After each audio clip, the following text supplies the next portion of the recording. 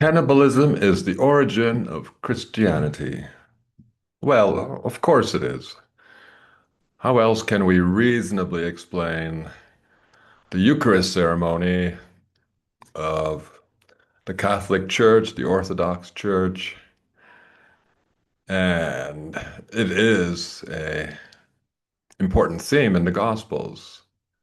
I refer to the drinking and eating of the blood and flesh, symbolically, of course, of Jesus Christ.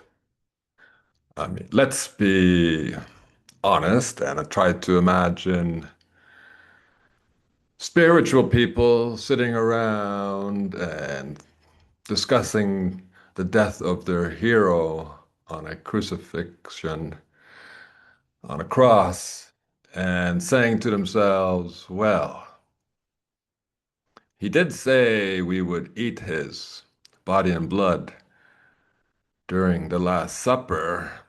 He meant that symbolically, so that was odd. But, well, let's make a religion out of it. Let's make it the central ceremony and ritual of a new religion, a very spiritual one. Yes, we'll ask everyone to drink wine and tell them it's blood, and we'll ask everyone to eat a piece of bread and tell them it's flesh of their hero, and that by consuming these things, they will receive salvation. Does that seem likely? Does that seem spiritual somehow? Is it not more likely that cannibals, after practicing cannibalism for who knows how long, I'm guessing a few centuries, decided that they would give the ignorant, us, the outsiders, a religion based on their culture, cannibal culture, and would do that to mock us, to laugh at us, because they knew we would never or almost never guess the truth, the ugly truth behind this religion, a religion based on cannibalism. Today, I will read some of the evidence for this argument from the Gospels, the Bible, and just two sub-chapters really, from my enormous The Criminal Bible. I've read from it before. This might be the last time, as my lectures will take a turn very soon. I will read subchapter, well, from this section known as Dinner with the Devil. Dinner with the Devils, yes, indeed. And we go down to the human sacrifice ritual in the Gospels. The Gospels record the so-called triumphal entry into Jerusalem of Jesus. I do not see any triumph in it. He met no resistance and did not have any triumphs to brag of. It is a mockery, of course, because his entry into Jerusalem marks the beginning of the human sacrifice ritual in which he will be the victim. Verse 1 of Matthew 21 says, "And when they came near Jerusalem and arrived at Bethphage, to the Mount of Olives." What was Bethphage?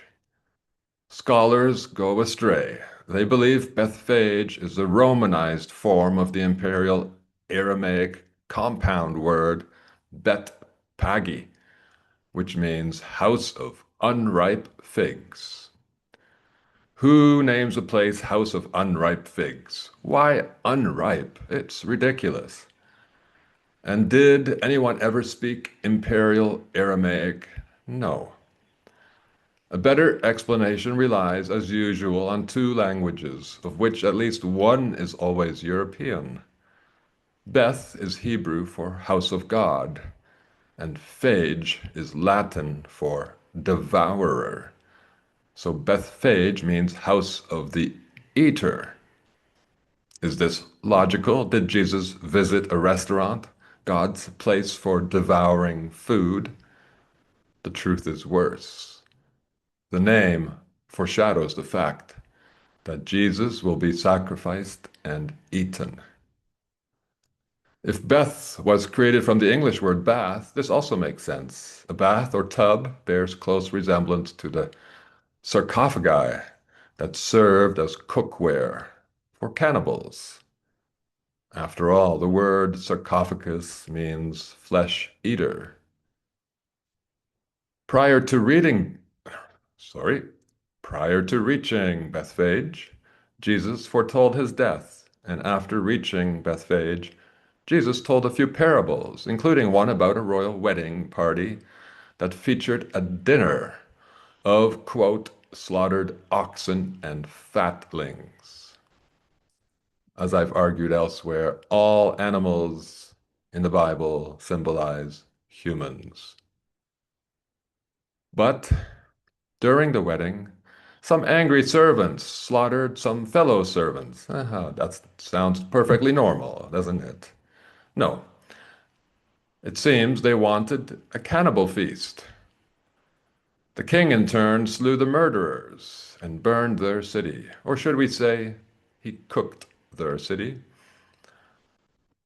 The next chapter in Matthew's Gospel continues the cooking and cannibalism themes. There, Jesus tells the Jewish authorities that their ancestors are guilty of drinking human blood.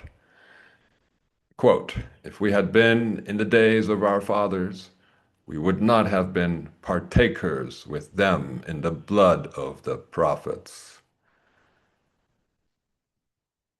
Next, he called the Jewish authorities serpents and vipers. Then, speaking as if he were God, Jesus added, "Therefore, behold, I send unto you prophets and wise men and scribes, and some of them you shall kill and crucify, and some of them you shall scourge in your synagogues and persecute them from city to city, that upon you may come all the righteous blood shed upon the earth, from the blood of the righteous Abel unto the blood of Zechariah, son of Berechiah, whom you slew between the temple and the altar."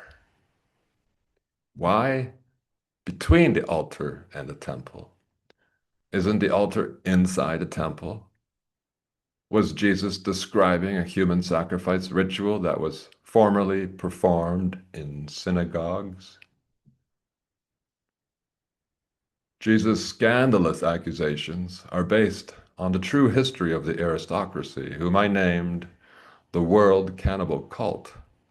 As I showed in the Encyclopedia Comedia, some old synagogues, like some old cathedrals, hosted cannibal rituals long before they were repurposed for Jews and Christians less than 200 years ago. Chapter 23 ends with these interesting words, puns, and metaphors. "Therefore, if they say unto you, Behold, he is in the desert, go not there. Behold, he is in the secret chambers, believe it not. For as the lightning comes out of the east and shines even unto the west, so shall be also the coming of the Son of Man. For for wheresoever the carcass is, there will the eagles be gathered." Well, obviously, lightning does not come out of the east, but the sun does.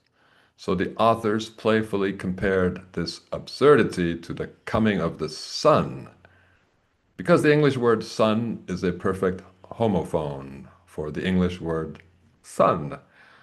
The sun is the source of heat required to cook the human body in the human sacrifice ritual. Therefore, the reference to the sun is followed by the appearance of a carcass being devoured by eagles, symbols of the Western Cannibal Club or Empire. First, the sun must appear to cook the carcass, and the eagles come to feast. The sun equals sun English pun is continued in chapter 24, titled The Coming of the Son of Man, which envisions the sun coming in the clouds of heaven. The Gospel of Mark repeats much of Matthew's account, but the Gospel of Luke has an important addition. It states that as Jesus anticipated his death when he went to a garden on the Mount of Olives, he prayed and suffered as follows. Father, if you are willing, remove this cup from me. Nevertheless, not my will, but yours be done. And there appeared an angel unto him from heaven, strengthening him. And being in agony, he prayed more earnestly. What's this angel doing to him that's causing him to have agony?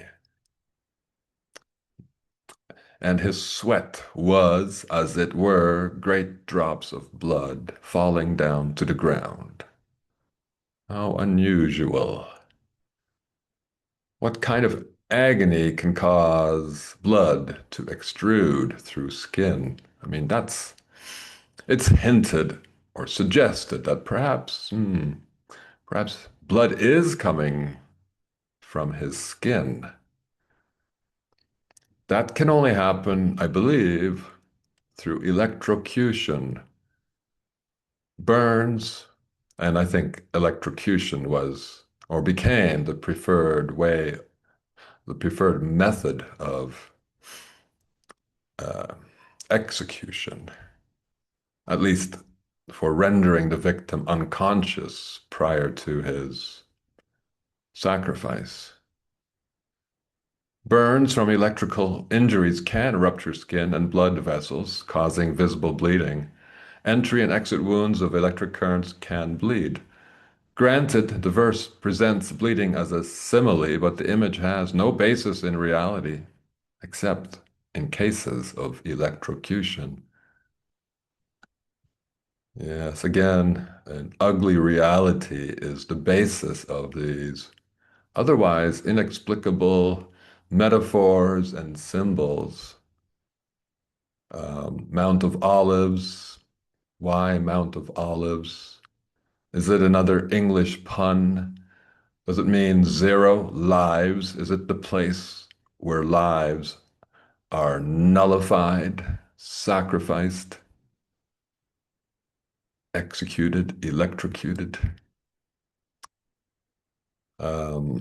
Secondly, I'm curious about the phrase, remove this cup from me.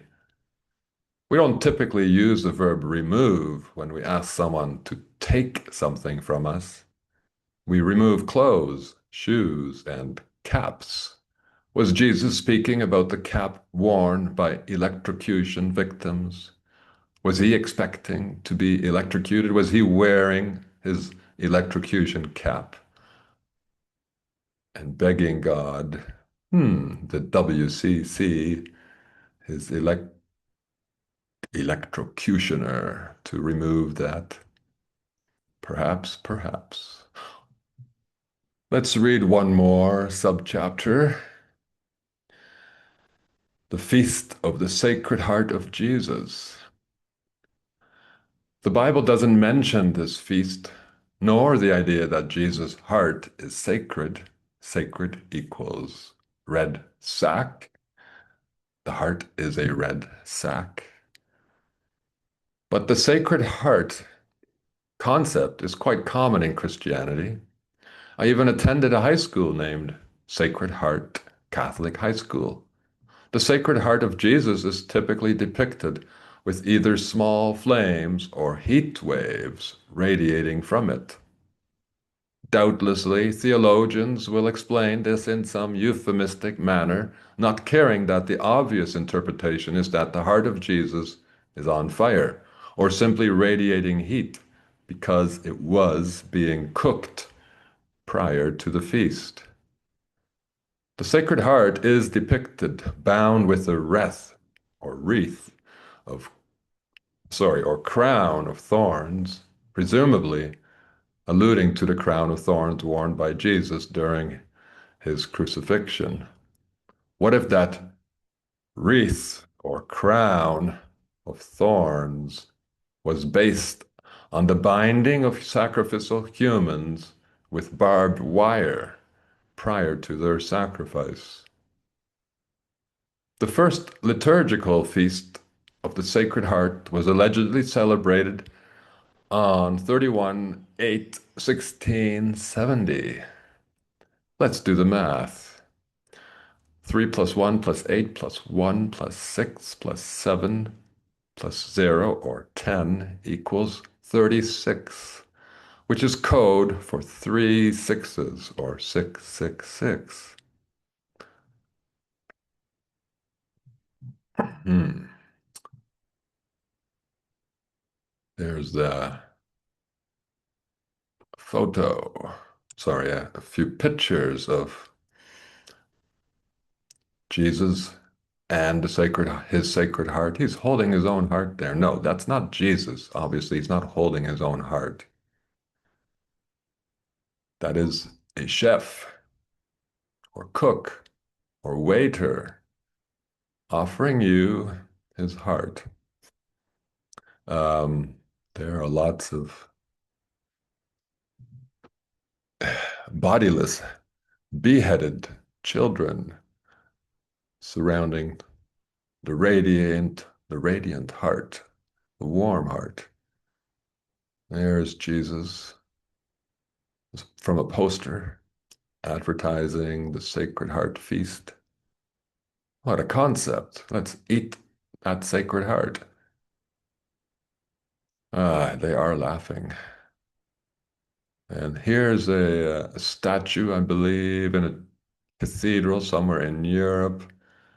We have a papal-looking man holding the Sacred Heart of Jesus, looking at it, not with admiration, not at all, but more like a man might if he's holding a hamburger.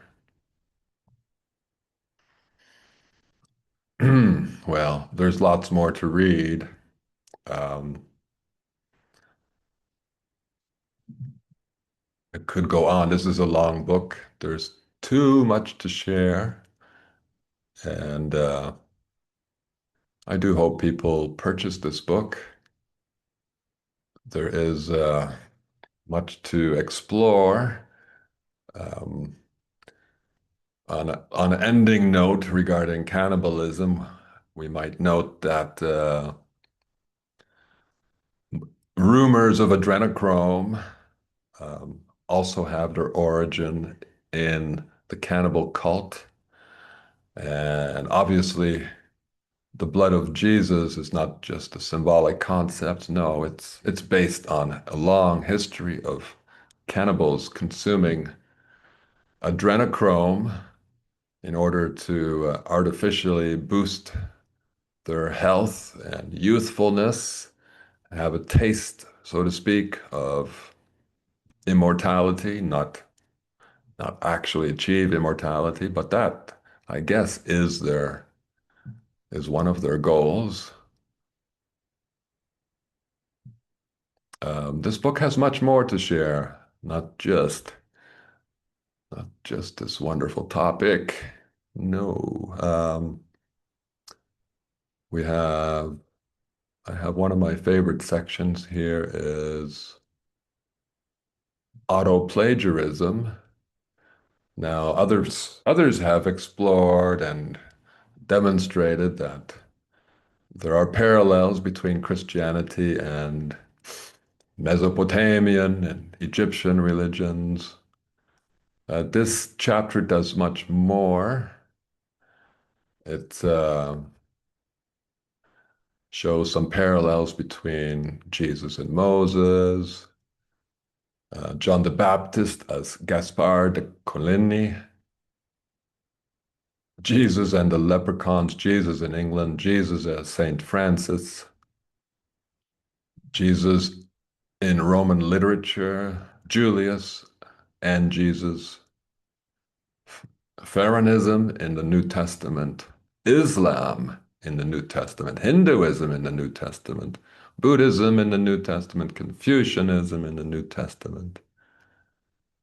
It's all there because the same people, the same cult is responsible for creating all our major religions. So that is the perhaps unfortunate truth, unfortunate for those who wish to believe otherwise. I do have another book and that's really focused on